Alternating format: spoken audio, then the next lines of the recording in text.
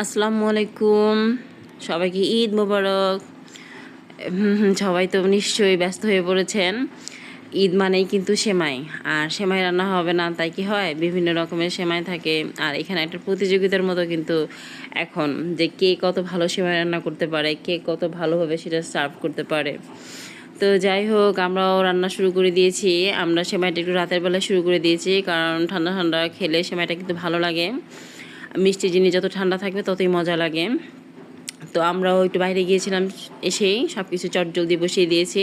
এই তো আমাদের পায়েস রান্না আর দুধ সেমাই যেটা, সেটা রান্না করে ফেলছি। আর রান্না শুরু করে দিলে দেখা যায় সময় লাগে না, খুব সহজে আমরা রান্না করে ফেলেছি।